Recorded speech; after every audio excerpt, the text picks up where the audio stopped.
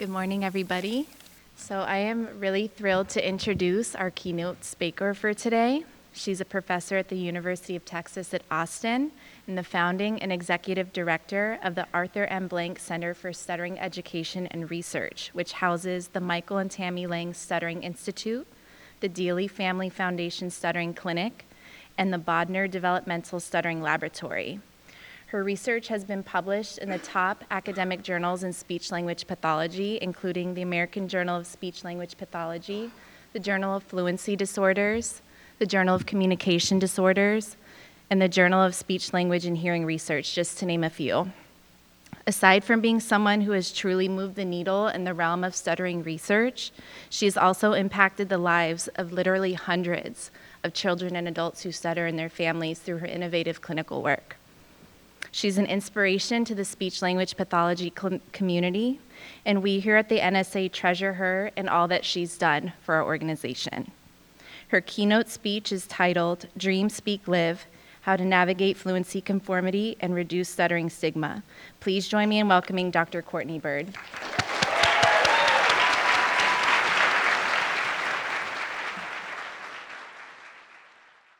So I was just thinking about, how do I start this? And the only way that I can do justice to even being standing here is to say thank you to the stuttering community.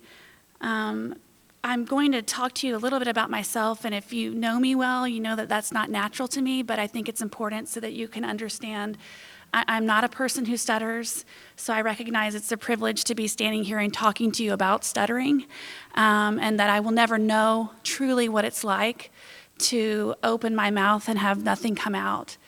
But I can tell you that I have spent the last nearly 30 years of my life thinking only about stuttering and nothing else, and working with people who stutter, listening to people who stutter, talking to students who are helping me to work with people who stutter, and it's changed my life. And so I'm going to tell you a little bit about that journey.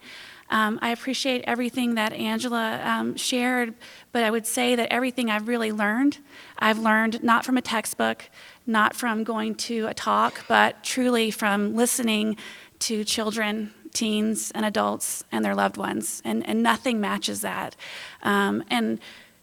She said hundreds, but it's really actually been thousands. I'm older than you might think. It's all over the world too, and that's good. And you can. I'm happy to tell you my age at this point. It doesn't even matter. But what does matter is why am I here? I think everybody's life, there's a different path.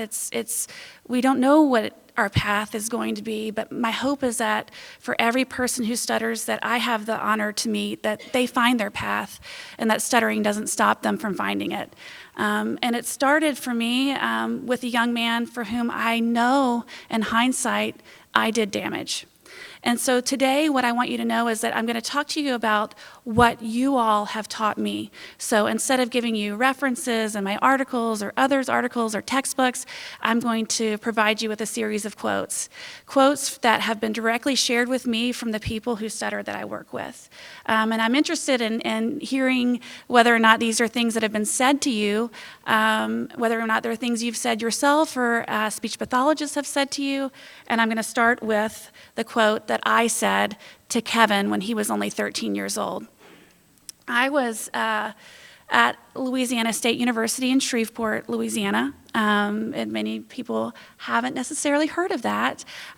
Typically we think about, the bigger schools, but I will say that experience really changed my life because the professor I had at the time understood experiential learning. And so I had the opportunity to work directly with a variety of different people who had different communication differences. Someone had stroke, another person had autism, receptive language deficit, and then I had a young man who stutters. And this young man at the time, those of you who are my students here, you may not know what a tape is, but we recorded things on a tape. It was really weird to rewind it. It was a process. But Kevin he was so earnest, and he would practice, and he would do everything my supervisor told me we should do. And let me tell you, this was I guess I'd have to almost 30 years ago. So when I think about him, I'm going to my supervisor and I'm saying, this young man is practicing. He's telling me that every time he leaves the room that he can't maintain this fluency, and that everything that, that we're seeing him do and that's being recorded, just as soon as he leaves, here's what he sounds like. He's recording it for me. And this is what she said to me. She said, Kevin is a teenager. He's at a time in his life where he's just not ready for therapy. And they all say that they're practicing. I mean, that's what they're all going to tell you, especially teenagers. But the reality is he's not practicing enough. Because if he was practicing enough, he would be able to speak fluently. And so something inside of me, I knew that that wasn't right, but I didn't know what I didn't know. And there's still a lot that I have left to learn. But at that point, I really knew nothing. And so I had to tell Kevin, look, we're going to have to discharge you. And this is the conversation. You're not really practicing enough, and you're not ready for therapy. And so you need to take a break and come back when you're ready. And so if any of you have heard that, you have to take a moment to pause. It's not the responsibility of the speech pathologist then. It's on you. You didn't do what you needed to do for that treatment to work. But what if that treatment doesn't work? I mean, I'm standing here decades later telling you that nothing has changed as it aligns with that approach. It's all the same. The only difference is I've been able to see 1,000 Kevins since then and listen to the stories from all over the world and better understand what is the best course of action and why. And so I have to tell you that after I met Kevin, it set my life on a path of wanting to learn more about stuttering. And so I went to graduate school at TCU, and I attended my first NSA meeting.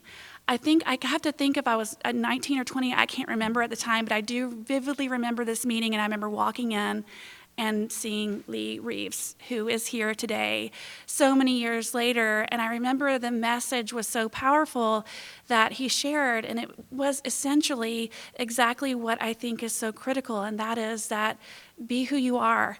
Be authentic to yourself. The National Stuttering Association tells you you're not alone. There's a reason for that. It's that, you are clearly individually who you are, but there are a lot of people who are sharing in that same struggle against society to conform, and together you can make a difference. And so I remember Lee and thinking, when I looked at his communication, I didn't notice any stuttering. And that's what's really critical, because his communication skills are so strong. It's something that I think that as speech pathologists, we really should be focusing on more, and I'm going to show you that more through this talk. But that's what really resonated with me. Not that he stutters, but that he was such an effective communicator. And then Russ Hicks, Joseph Diaz, and all of these people who were truly extraordinary in their mission to change lives, and still, decades later, still dedicated to doing the same thing. So I thank you, Lee, for the inspiration that you've had on my life. I also just want to take a moment to obviously thank all the children, teens, and adults who have taken the time to truly share and open their hearts and their stories, because that takes courage in and of itself to say what it is that you really are experiencing. Also, to trust to do things that are uncomfortable, that you don't want to do, but that it's a hear me now, believe me later, and once you do it, it does feel differently. And so that's a blessing too. And then I just want to thank Kevin. I really have no idea where he is right now, but I would tell you that everything that I'm going to share with you is inspired by him and everyone else that I've had a chance to work with. So after I finish my graduate degree, and then we're going to get into the meat of this, just so you kind of know maybe who I am, and you might have, it might help to put some perspective. But I started, and also the perspective that I want you to really hear is that it's the people who stutter that have helped me the most. When I started at UT, and this is a critical point, there was no one who had ever been at UT who specialized in stuttering. And that was in 2003. And I had an NIH postdoc. I had come from my doctoral studies. They opened up a room that was the custodial closet, and I can remember being very excited that there was a door, because I had not experienced being able to close it. I could fit a chair or two chairs and a desk. Great. And then my grant was focused on phonological encoding, and it required a lot of experimental paradigms that people who stutter had to sit through and do that I personally would not want to do. And then the question always was, can you find anyone that can provide services for me, or for my son, or for my daughter? And I would slowly, steadily, I began to realize that's what I need to do. I'm going to provide treatment, they will complete the experiments, and we'll go from there. And then it began to grow. And then a person who stutters heard about what we were doing, and we were able to establish the Bodner Lab. So again, I think what I want you to know is when I was going through tenure, and I'm just being as honest with you as I can, people would say to me, the people that you work with are still stuttering. What good are you doing for them? People at the University of Texas at Austin, which I love, I truly do, but I had people actually walk out of talks, like stand up and say, I still see that they're stuttering.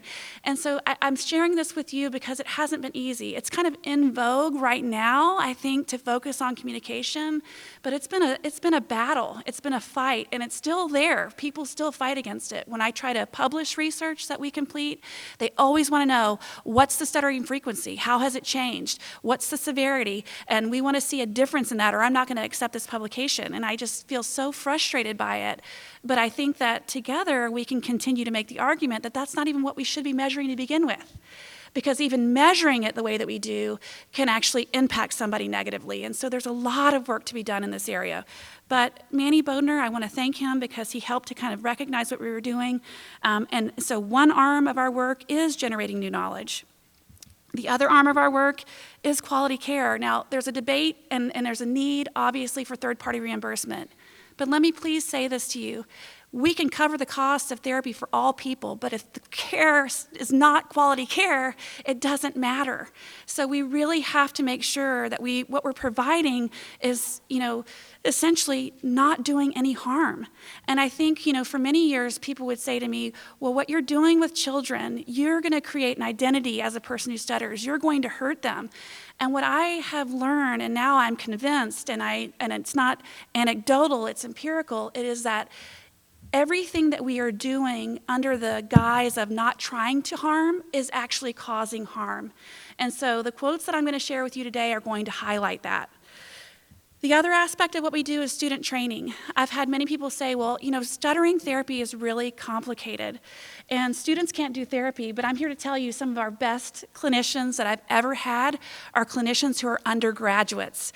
What does that mean? Just starting out. And if you don't believe me, you can ask the people who stutter who have worked with them, and they can tell you that. And so why does that matter? It matters because of this. This psychological literature show that the earlier you're exposed to an area, the more likely you are going to specialize. We have gotten so far afield in terms of our ability to really treat stuttering adequately, and that's because we have so few specialists. In fact, we published a paper that showed that less than 1% of practicing speech-language pathologists feel competent to serve people who stutter. But guess what? More than 95% report having somebody who stutters on their caseload. So what does that tell you? You have people who are not competent providing you with services, and that is not okay. So the only way, or not the only, but one of the critical ways that we can do that is by inviting students into the learning process, by getting them the opportunity to be in front of people who stutter, by taking extra time. Yes, the road will be longer, but you can tell the person that you're working with, as they learn, they will then go out and help other people too. So it's really critical that we take that extra time because one person can only do so much. And so another critical aspect of what we're doing is trying to foster a pipeline of clinical and research experts. Now, I need to add one more thing here. If you look across our accredited undergraduate programs, pretty much all of them will graduate students without having any exposure to stuttering. Unless, of course, you're at the University of Texas at Austin, because you're not going to leave if you're in our area and not know about stuttering. That's going to be your primary area. And then at the graduate level, you would think that it would get better, but it does, but not enough. And usually stuttering is the course that they say, oh, so-and-so can teach it, or we'll put it in with voice because that makes a lot of sense.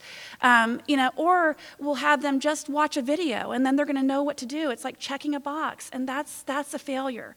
And we need to do better. And so when I think back, and this is kind of just to move us into the crux of what I want to share and the quotes that I'll show you, and I think back to Kevin, I think back to what was he struggling with the most? He was struggling with the stigma of stuttering. He was struggling emotionally. He was having physical differences. It was impacting his everyday life because he knew everyone around him wanted him to speak more fluently. And he also then had an internal demand to speak more fluently. And guess what?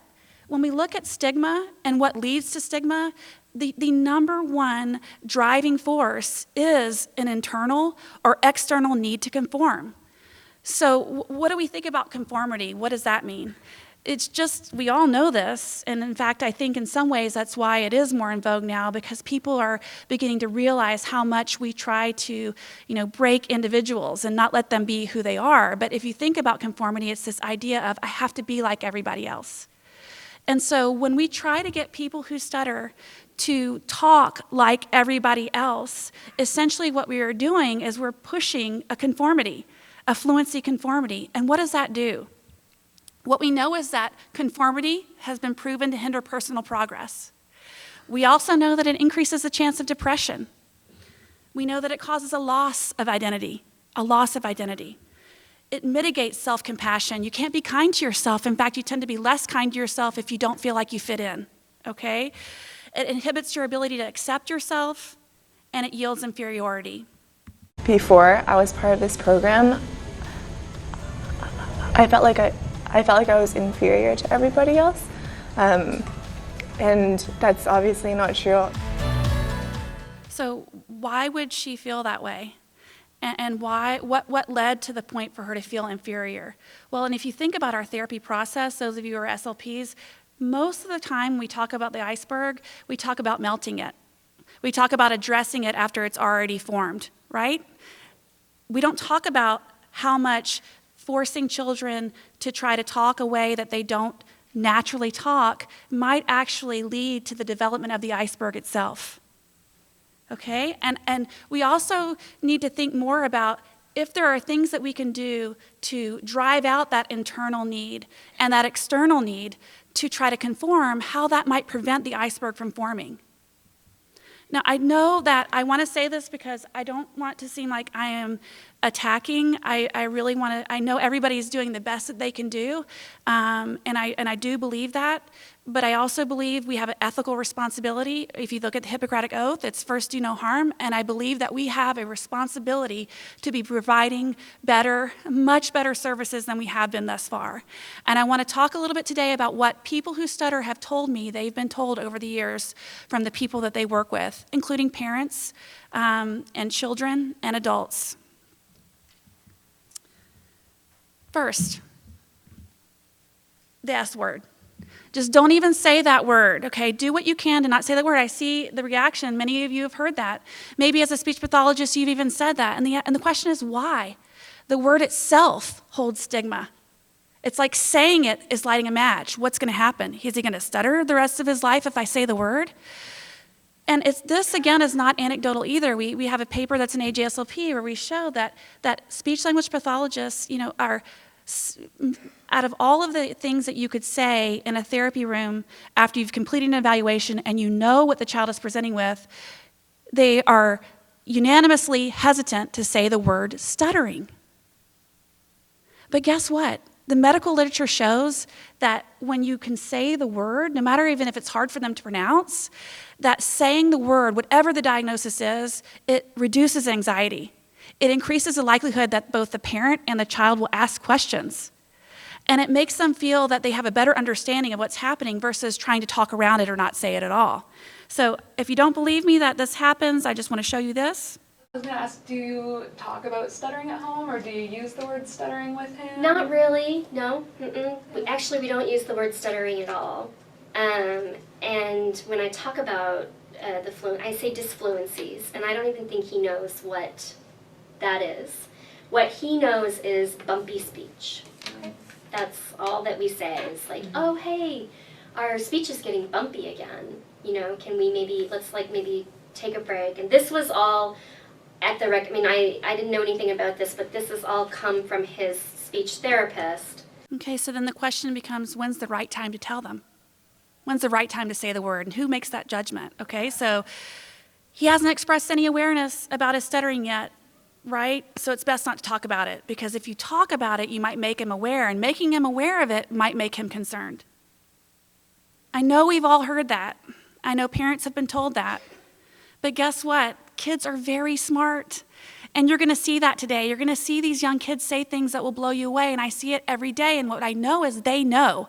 Actually, they are aware. They do know, and they're aware when you're not talking about it. And even if they don't even know that it's happening, talking about it doesn't do harm unless you talk to them about it in a way that would indicate to them that it's not okay. But if you're a child and every time you stutter, your parent looks away and doesn't say anything, and you feel that they feel something's happening, but it's something that they're not talking to you about, that can result in you internalizing shame.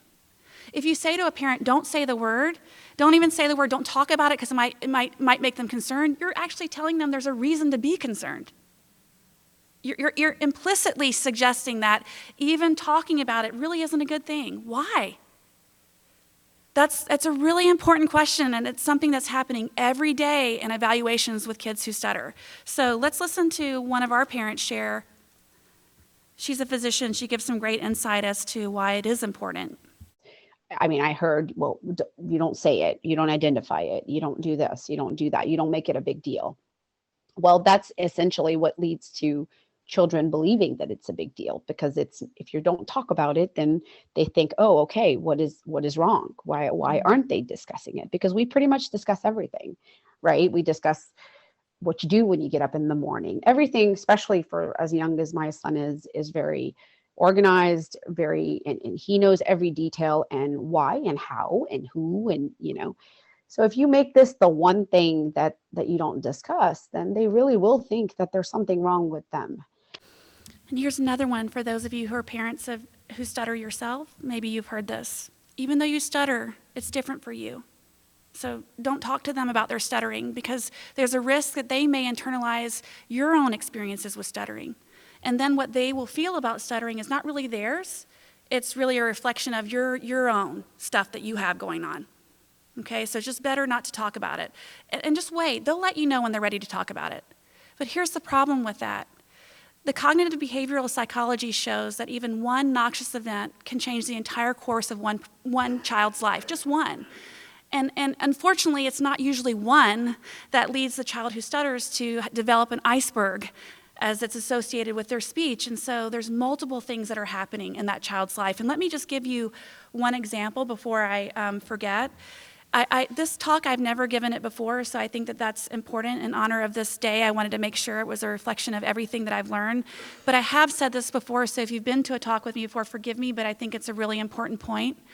It's the idea of a child who is 4, goes to the dentist's office, the dentist asks them their name, they say back their name, and they stutter on their name. And then the dentist mocks them, right? Says, oh, are you afraid to be here? Whatever the dentist says. If that child is in an environment where no one has ever talked to them about stuttering before, they don't even know what the word is, they know that every time it happens, everybody looks away, what will that child do? They will look at their parent, they will look back at that dentist, and they won't know what to say. And then the mom or the dad or whoever will say, it's something that we're working on. They're in therapy, we'll talk about it later in hushed tones, and that creates this conspiracy of shame. And then the drive home, think about that. The parent is driving home feeling like, how is this going to affect the rest of my child's life? And the child is remembering, okay, I just was in a place, something happened, I know this isn't good, and I could feel that that person was saying something about the way that I talk, and I know that it's concerning to my parent. Versus the actual child that we worked with, who this happened to, who looked at the dentist, looked back at their mom and said, oh, you're one of those people who don't know what stuttering is. So stuttering is a neurophysiological difference that's genetic, and actually my uncle stutters too, and if you have any other questions about stuttering, feel free to ask me.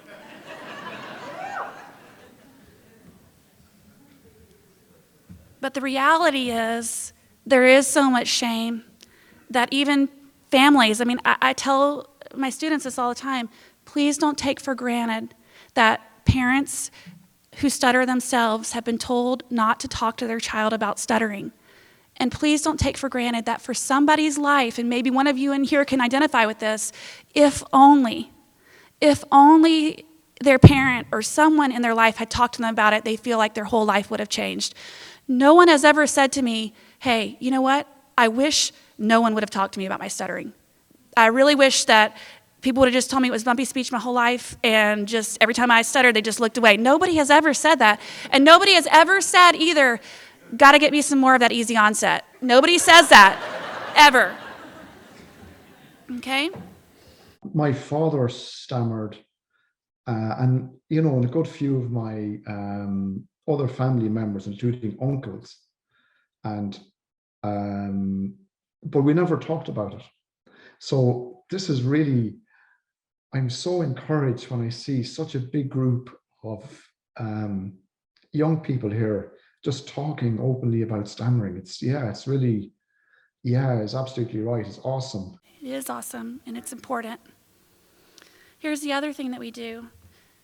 Imagine you're a parent and you're told, listen, your child's stuttering, and there's some things that you can do in your home that are going to help your child to speak more fluently, okay? And then at the same time telling a parent it's not their fault, that their child would have stuttered anyway. It's a paradox, and actually, when you look at the evidence, it's conflicting in many ways. And so what is really true about what parents can do? Well, we know this. We know this historically. Parents can help you to feel good about your communication, or they can help you to feel negative about your communication. And that's probably one of the most critical things that parents can do, I think, for young kids who stutter. So I know I see Stephen is here, and I want to share this. And just think about this if you're a parent or if you are a child thinking about when you were reflecting on your parents' perspective of your stuttering. My mother became very tense every time I stuttered. I don't think she knew she was doing this, but what came across to me was that she wanted me to be perfect, and I was not perfect. I wish that someone like me had been able to talk to her about stuttering and to tell her that fluency is not as important as she thought, and that stuttering is not as bad as she feared.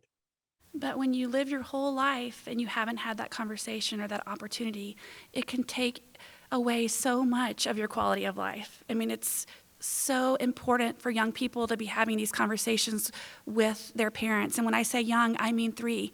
I mean young. And they do understand. And if you say, well, why is that? Well, we know that at 2.5 years of age, children can present with negative communication attitudes. So obviously, if they can do that, they understand that something is happening within them that people are not accepting, or either they feel that they shouldn't accept. Oh, we've all heard this one. Try to remember to take time, think about what you want to say, because that one works. Calm down, take a deep breath, try again. If you can learn to pause at the beginning, stretch that out, you're golden, And you do it in the clinic room really good. When you do it in here, I don't even hear any stuttering. And again, implicitly, that's negative, because I don't hear the stuttering. And so let's listen to Grant. Hello, everyone. Good evening. I'm Grant. As a person who stutters, I've experienced years of speech therapists, friends, and family helping to eliminate my stutter. You've probably heard many of the same things. Many of you here have. String your words together to avoid blocking. Speak in a monotone voice devoid of passion and emotion to prevent yourself from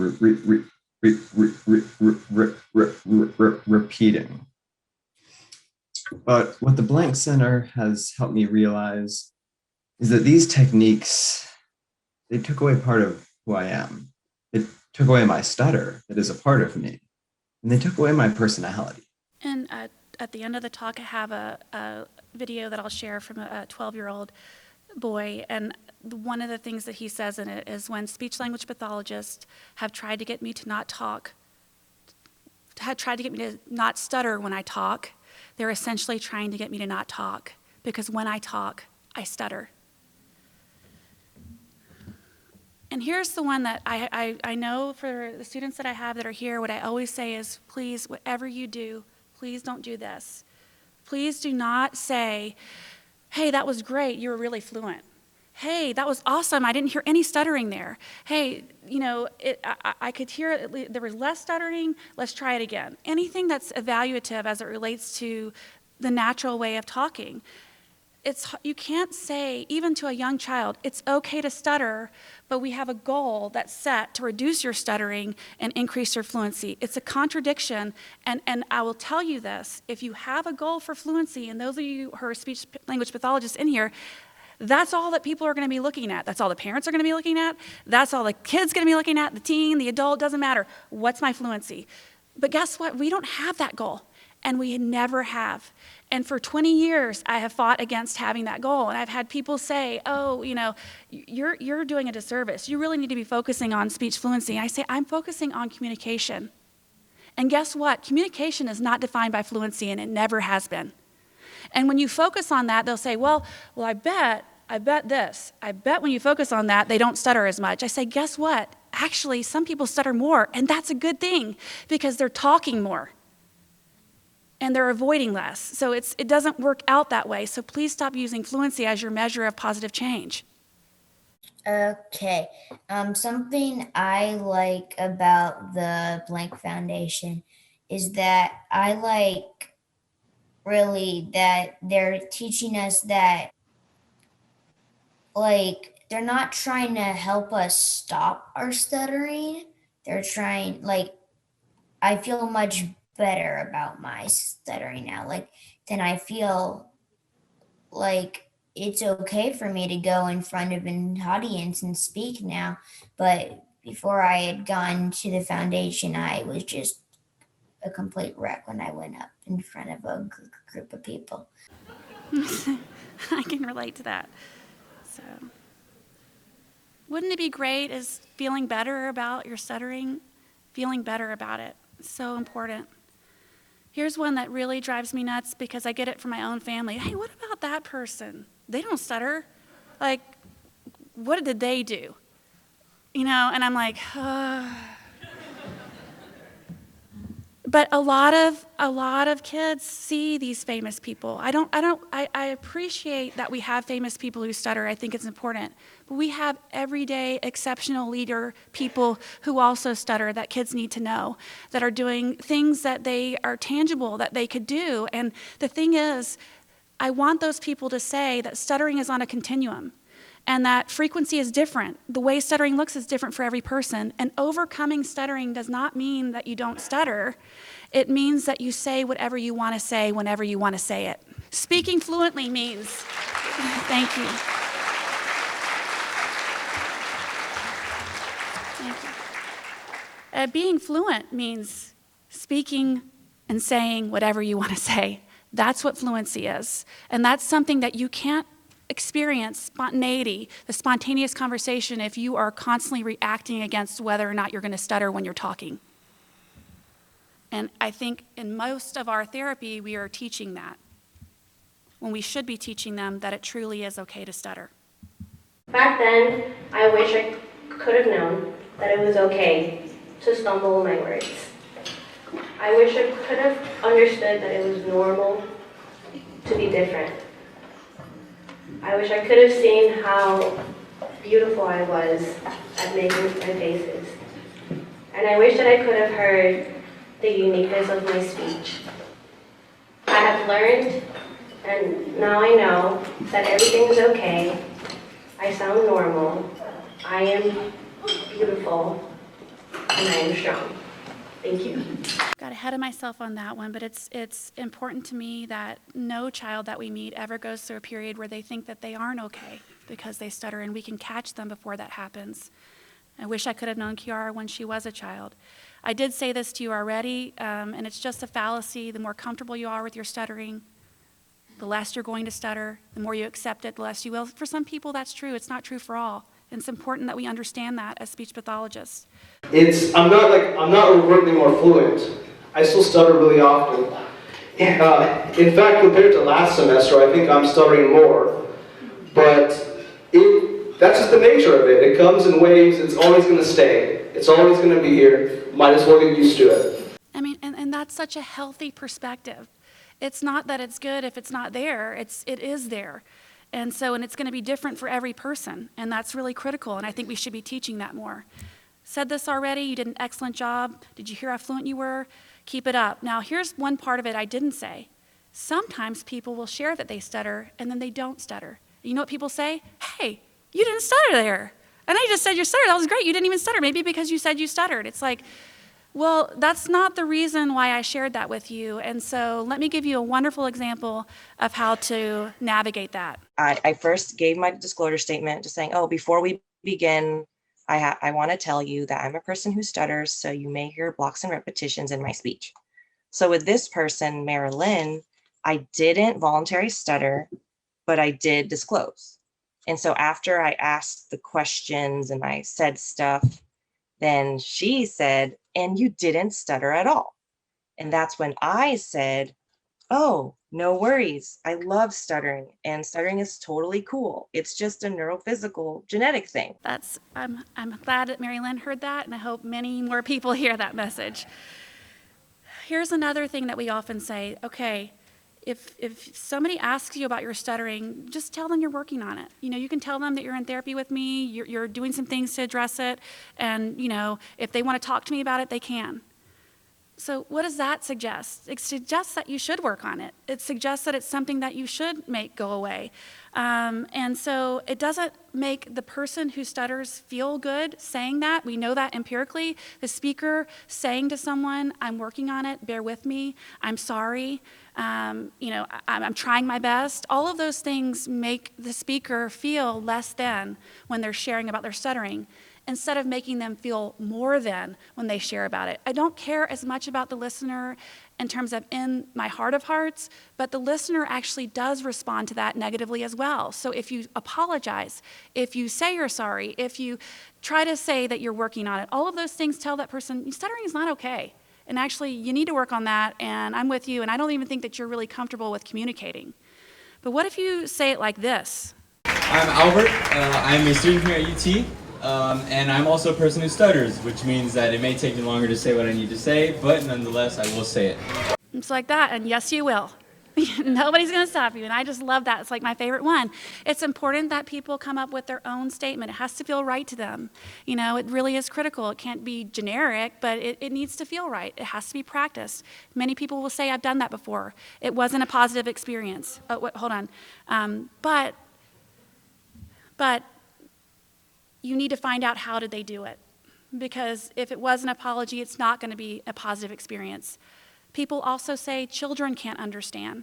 They can't share. They don't have the understanding of what it even means. I'm here to tell you, kids are smarter than we are. You just need to give them a chance. And if you don't believe me, let's listen to Ryan. As he's listening to somebody sharing about stuttering, and he's telling us why was that statement positive? Well, that was a positive statement because she was looking straight at the screen and she was incorporating some good eye contact, and she had a smile the whole time she was speaking. She also didn't apologize about the fact that she stuttered, so that's excellent. That is excellent, Ryan. He's right. It's excellent. And you know what? I've presented, and people have said, you shouldn't be telling kids to talk about their stuttering. You're gonna cause a negative attitude in them, and I'm not comfortable with that. Teens, adults, I get it, but young children, they don't even get it. I really want you to know they do get it, and I'm going to show you a few more examples. And the whole idea, and I should have said this, is that, somehow in talking about it, you'll develop an identity. And people say this to me all the time. What if they outgrow it? I say, well, what if? That's part of knowing what stuttering is, and we don't know who's going to outgrow it. And so part of your education should be, some people outgrow it, some people don't. Stuttering is on a continuum. Some people stutter on every word, some people only stutter on one. And guess what? The person who stutters on only one, it's not an easier path for that person than the person who stutters on every single one. It's just a different path. And so for everyone, they're going to have their own unique path, just like you. And the best thing that you can do is to do everything you can to teach the world about stuttering, because there are a lot of ignorant people, and ignorant people behave ignorantly. And so, you can not only help yourself by sharing, but you're going to be helping other kids who might not have ever had exposure to stuttering if they run into that person, that dentist, because that person's going to think differently when they see another person who stutters because of what you shared. Okay, so let's listen to some children. Hi, I'm Sophia. I'm 8 years old. I'm from Anchorage, Alaska. I'm a person who stutters, and I like that I stutter since it makes me unique. And you may hear me repeat a sound or stumble on a word. And what I wish people knew about stuttering was that that stuttering can't stop anybody from doing what they want to do. If you stutter or not, you can still do what you want to do. That's right. And it's important that you know that proactively, okay? Let's listen to Joelle. Hi, my name is Joelle, and I'm a person who stutters. And I'm going to tell you why it is important to self-disclose and what self-disclosing is. Self-disclosing is what I just did now. Is when you say your name and you tell someone that you stutter beforehand. And self-disclosing is important because if you don't tell them, and you stutter in a sentence, they might be confused on what happened or why you just said a word twice, or when you said a word, it sounded weird when you said it. Okay, perfect. Okay, let's listen to Gracie. I think it's good to self-disclose because it tells the person that you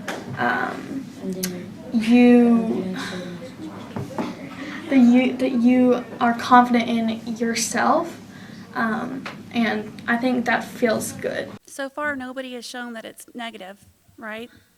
Let's listen to Seneca. Okay, Seneca, can you show me how you self-disclose? How I self-disclose is like I say, hi, my name is Seneca, and I'm a person who stutters. And what stuttering is that you sometimes have a stretch or a bump in your sentence. Okay. So when you tell other people about your stuttering, how does that make you feel? That makes me feel really good. I get to teach other people about stuttering, that they can teach like I teach some people about stuttering, then they can teach other people about stuttering, and then those people can teach other people about stuttering, and it can keep on going. That's awesome. I mean, they understand the value. So, okay, here's another one that comes up. Well, things like acceptance, mindfulness, self-compassion, we understand that again with adolescents and adults, and I'm talking about preventing that iceberg. I'm talking about trying to prevent it from forming. And we can do this with children too, but we're always hesitant. It's like if we talk to them about their stuttering, somehow it's going to make it worse. You're going to hear that from children that they get it, and that not talking about it, trying to push it away, not sharing is actually what makes it worse. Like once I talked to my friends about it and kind of let it go, it didn't really bother me anymore. But when I was just holding it in, and even like trying to push it back, it still bothered me and made me really upset. And then I just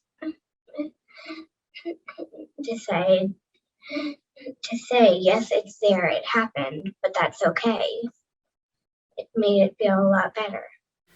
And that's different from saying, yes, it's there, it happens, let's do everything we can to make it go away. It's totally different, and the impact is totally different. And the other thing that I see is that when the adults that work with us see our children, and those adults have spent years in speech therapy, and I just mean this sincerely, and they've been practicing, they've been, in that room over and over and over again, repeating the same thing, and they still haven't seen the same results, told they need to take a break from therapy, all of the things that we've already shared. They see these children, and it impacts them in a profound way. And I think you all know that, even just being in the NSA, when you're around a community and you see young children and you see their confidence, I would hope that you feel the same way. But let's listen to this exchange and really focus in on what the adult says. So, how long will you, when did you start stuttering? And I have two questions. One was, when did you start stuttering? And the other one was, when did you start accepting your stuttering? Sophia, that is such a deep question. I started stuttering at a really young age, probably age 5 or 6, or probably 5. I think 4 or 5 is when my parents first started noticing. And Sophia, if I'm going to answer that question honestly, and you all know now, look, I have no shame in being vulnerable. It matters, right? It's part of being in touch with your most inner self, is to feel safe with who you are. And I feel that this is a safe space. It's probably why I cried 10 minutes ago, because this feels like a safe place for me. And to be honest, I probably didn't accept my stuttering until last year when I was here. That was probably the very first time in my life that I felt, okay, this is who I am. This is a part of me. And so, Sophia, you are probably a lot further along in this path, as are so many of you all here, than I was. It took me a long time. Many people who stutter, many adults who stutter by themselves. They don't stutter in a community of folks like you all. And so it took me, Sophia, a long time. And so I'm taking lessons from you and learning what it means to have some acceptance, Sophia. 38 years old, 38 years of your life not accepting a part of who you are. And it didn't take that much to cross that bridge. And it would be, I wish I could say, well, that person didn't have speech therapy, but they did. They had years of it, different people, but all honing in on the same thing. Maybe some said it was okay to stutter, but unanimously, they all were focusing on reducing it and increasing fluency. Here's another one that I think is so critical, and we're almost rounding it out, but I have a few more things. But this really is so important. If you're working in a school setting, I really hope that you hear this. When the accommodation is that that child does not have to present, or doesn't have to be called on in class, or does not have to raise their hand, there's a temporary relief. I get it. Everybody can feel, okay, well, nobody's gonna have to see me stutter. I'm not gonna have to take up people's time. The teacher needs to keep things moving. But the reality is, when children have that accommodation, developmentally, they're behind. Developmentally, it is a significant, detriment to their academic and their social development. And then guess what happens? You get to 18, and why do you think we see so many people at 18 like, I'm gonna have to see someone, I gotta get this. There's so many different things that happen because you're moving into a place where you don't have that accommodation. You're going to have to do things, but yet you've had 10 less years of practice doing it, maybe even longer than that, because everyone's trying to help you. But really, the help is doing harm. And so what we need to be doing is telling teachers, he's gonna take longer, and you're gonna make the time. And if he tells you that he's not going to present, and there is, well, I feel really uncomfortable when he's up there and he's stuttering. Well, it sounds like you need to be desensitized to that. You need to do some work on that yourself. That's not about him, it's about you. So many kids will say, When I stutter, everyone thinks that I'm nervous. They know that's the stereotype. They're very smart. I'm not nervous. In fact, I love to talk. It's just that when I talk, I stutter. But if everybody tells you that's not okay, and it's so not okay that we're not even going to let you do it like everybody else, how does that impact that child? And I understand from the speech pathology perspective, you're trying to help, but take a moment to think beyond just that moment in time. What if you're at the grocery store, you see that child, and you had to discharge that child? You know why? Because he just never could get to that frequency over 5 years. And so then, you see him at the grocery store, and you see him when he's talking, and he's covering his mouth, and he's looking down, and do you feel comfortable going up to them and saying, hey, it's good to see you, and I'm so glad that I was able to help you so many years ago? Or what about the child who you told them what stuttering was? You told them that people were going to do things that were not okay, but that's okay because they're going to be able to navigate that, and it's going to feel good when they do, and they're going to be able to do it independently. You taught them how to communicate effectively. You made sure they were lock solid. They understood. You can't just get up there and not do a good job because you stutter and expect everybody to clap for you because you stutter. You need to be a better communicator than everybody else in the room, and guess what? When you communicate like that and you stutter on every word, nobody's going to care. They're not even going to notice it, and you won't either, because that's not the point. The point is you're actually focusing in on engaging with whatever it is that you truly want to say, not how fluently you say it. Get ready for this one. But I wasn't angry, mad, or upset when I stuttered because I realized it's just a part of my speech. But you're probably wondering, what in the world does this have to do with being a great communicator? Personally, I think I was a great communicator because even though I was afraid I would stutter, I still did it. I delivered my message. Now let's take what I did in the story and compare it to what you can do on a daily basis to be a better communicator. First of all, whenever you're given the opportunity to practice communicating, always take it. I challenge you to show some of your own courage and determination and take the next public speaking opportunity you get, no matter how scared you are. You will never get better at communicating if you don't practice it. And the only way to get better is to throw yourself off into the deep end. Thank you for listening. I hope you've learned something helpful here today. Yeah.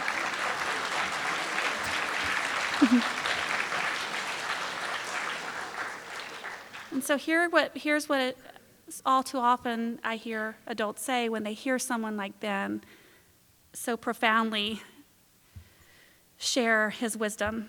It's and it all started when I showed up at the Lang Institute, and I'm still learning. I started way later than you guys, and I'm way behind y'all. And I wish I could have had this resource when I was at the age of pretty much any of you in here. So please don't take it for granted. Thanks. I've got just a few more, and I know I have till 12. I just want to make sure I get through a couple more videos for you and then open for questions. I'm sorry, I just think it's important. We also often tell children, give a presentation to your class. Take these pamphlets, share it, and you're golden. And you see people say they gave a presentation to their class, but the question is, do they really understand what they're sharing? And then let's take it a step further. What's the impact of sharing something that's been developed by someone else versus sharing their own thoughts? Their own personal, and you know this better than anyone else. You know that getting up and sharing whatever your individual experience is has the most significant effect. And what's interesting is, and I know that you know this as well, no child or adult says the same thing. Everybody has something different because we're all different. And yet there's a correlation across them too that's really inspiring. So I encourage you to continue to ask your people that you work with, what do you wish people knew about stuttering, and see how different their responses might be. I think this is one of the most powerful ways to get people to feel better about themselves and to feel like empowered, that they're actually sharing something that's not only important, but that's of relevance to their life. My name is Caitlin, and I'm a person who stutters. And I'm from Austin, Texas. From Miami, Florida. And I am from El Salvador. California.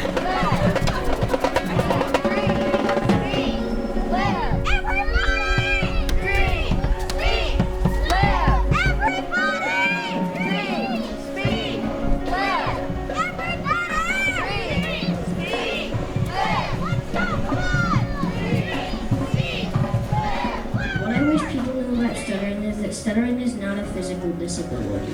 Stuttering cannot stop me from doing things I love. We are all normal people. What makes you special? What makes you stand out? All I wanted everybody to know is that some famous people stutter. Being a person who stutters doesn't mean I'm any less intelligent than a person who doesn't stutter. People who stutter are usually kinder, smarter, and easier to get along with than most people.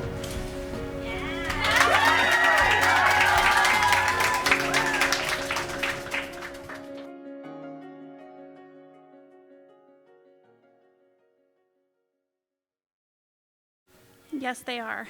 Okay, just a few, couple more slides here. Let me leave you with this quote, and this is a quote that I want you to know is actually from me. What I say, have people come, they say, I've got this job interview, I just want to make sure I don't stutter. You come to the wrong place. My child has been struggling with their stuttering. What can you do to get them to not stutter anymore? I can't control that. I can help you to communicate more effectively. Proven. Yes, I can. I can help you to advocate more effectively, in a meaningful way. Proven. Yes, I can. And I can help you through those paths to actually speak with more confidence and to not be thinking about your stuttering in a negative way. That I can do, but I'm not going to tell you that I'm going to offer you fluency, because all I'm really doing with that is exploiting a vulnerability and something that 30 years ago, we were having the same conversation. 30 years later, it hasn't changed. So what I want you to know is that what I said earlier, and that is that speaking fluently or being fluent means saying what you want to say when you say it, okay? When you want to say it. Now, Alex says this better. This was kind of my final video. I want you to listen to it because it's such a powerful message and it sort of summarizes everything that we've said. My hope is that my story might benefit some of you in the audience. Dear Alex, have you ever heard of the boy who stuttered? At 6 years old, this boy barely knew what stuttering was, only that at his school, one of his classmates also had the same apparent thing wrong with him. He would later find out that there was nothing wrong with him. The only thing wrong were people's opinions and views on stuttering. People, even teachers, and a few speech pathologists whose jobs are to understand stuttering, thought that stuttering was something you should hide and try to fix. This boy tried and tried to use strategies to learn, like sliding and roller coaster speech. The boy was confused because he had no clue humans were supposed to sound like roller coasters. His view of stuttering changed in the summer of 7th grade.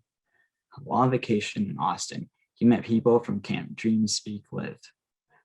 From then on, he viewed stuttering not as something to be fixed, but something that he needed to learn and embrace.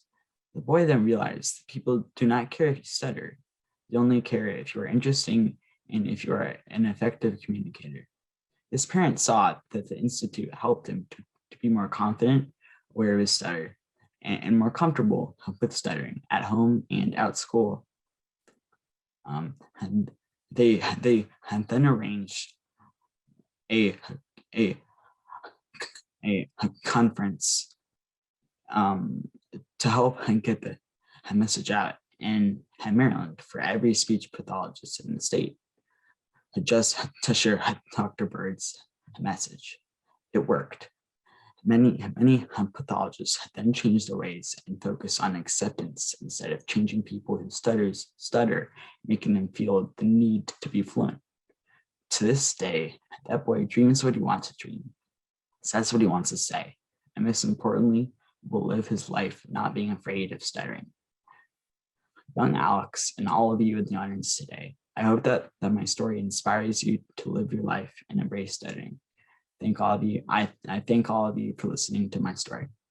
Okay, that's really it. So I think my message is really just in full circle. Thank you. Thank you to every person who stutters from so long ago to today who's helped me to hopefully make a difference. And I'd like for us as speech pathologists to think more about preventing the iceberg from forming rather than spending a lot of time talking about how we can melt it.